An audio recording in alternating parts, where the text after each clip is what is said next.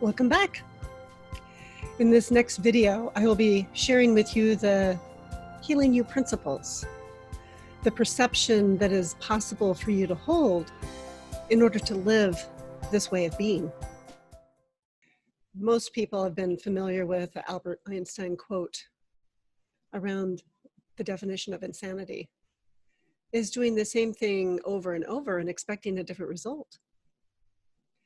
So I ask you to consider, what are the things that you tell yourself? What are the thoughts that loop around in your mind? That inner chatter that keeps you stuck? And then also, what is it that opens you up to be able to have a different perception? Well, for me, on my journey of healing you, those are the principles that I would like to share with you today.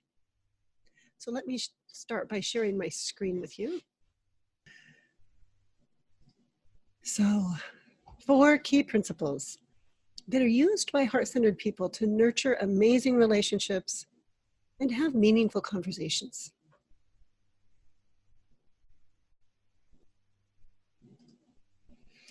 And the first principle is to really prioritize relationships over strategies. And for me, that's my main heart intention is to have heart connections with others before I go into strategizing with others. And let me share with you, when we begin to recognize our default patterns of thought and behavior in relationship with others, including how we talk to ourselves, it's really easy to fall into the fear of being hurt or rejected.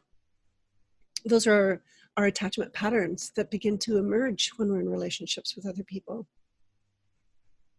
When we invite in compassionate understanding, we then begin to develop our ability to form a resonant language to describe our inner experience. We discover we make sense. And then strategies that serve our lives naturally emerge from our heart connections in relationships with others. The most difficult thing for most humans is to slow down and get out of their heads and into their hearts, to really listen from your heart when others speak. When we can slow down and listen with an open heart, that's where the magic of healing happens. We're no longer in our mind thinking about what we're going to say next. Instead, we're really present. And that just is there's a different feeling, different quality of connection that happens from there. And the second principle is self-acceptance creates presence to engage in conversations. That was a real stumbling place for me. It felt really tricky. How could I accept myself? And I discovered that until I could really accept myself as I am, that no one else would be able to. And so let's look at this a little more deeply. When we think of engaging in conversations and all the ways that things can go wrong in the face of stress, it's common for our minds to go blank. If we do manage to speak up, we don't have our social engagement system fully on board, so our voice doesn't resonate with conviction when we voice our values. So remember the brain in the palm of the hand. When we lose our middle prefrontal cortex, we lose our capacity to tap into our body's wisdom. We lose our capacity to be creative and really present. So we go into an automatic pilot mode. And that's when all of our old patterns start to surface and we start playing from our shadow, being who we are not. But when you're in an environment where it's easy to talk about the passionate values that you hold, and you practice pausing and grounding your energy in the underlying need, you're then empowered to respond in conversations with authenticity and transparency. And this is the practice, my friends, that you'll want to use consistently to build your confidence.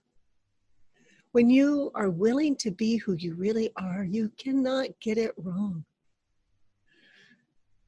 And the third principle is resilience is born with repetition. Boy, is that true. In my experience, the more that I can repeat a practice and be consistent with it, then that pathway is easier and easier for me to access. Especially when I practice it every day, then when stress comes up, I recognize, oh, I'm really still present and I'm not getting taken out by this experience. And then it starts to open up a bigger pathway for conversation, to make a difference in this life in the way that you really have desired to. So when you feel disconnected from life, it's easy to get reactive. Feeling shocked, afraid, angry, or guilty. It may seem you're being excluded from belonging to any tribe. You feel this alarmed aloneness.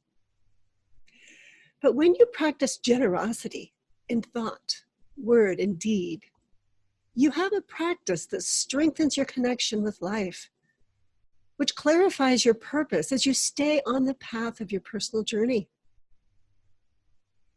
And when you take time to be with any uncomfortable sensations and emotions as they arise, you're able to receive the gifts of your body's wisdom.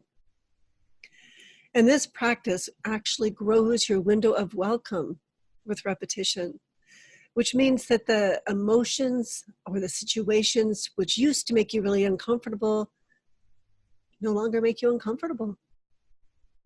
And because this is experienced from the inside out, you become stronger and more resilient. And principle number 4 is transparency empowers the felt sense of safety. So being able to name what's your truth openly, it creates a cascade of neurochemicals from the inside out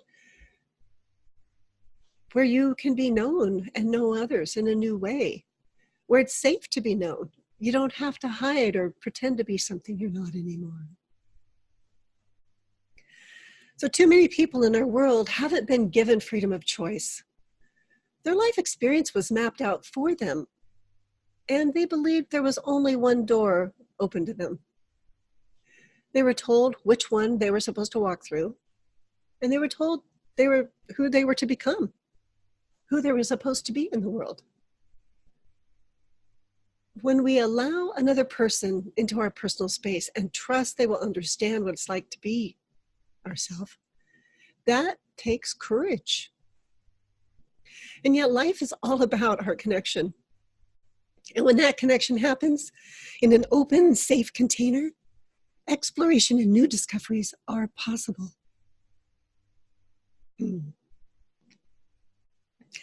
by being willing to open new doors of possibility, you experience the magic of transparency, and you're empowered to speak your truth. You discover it's possible to nurture enduring relationships of trust, and you experience them as reciprocal. Your trust in this way of being grows, and most of all, you learn through your experience that your voice really does matter.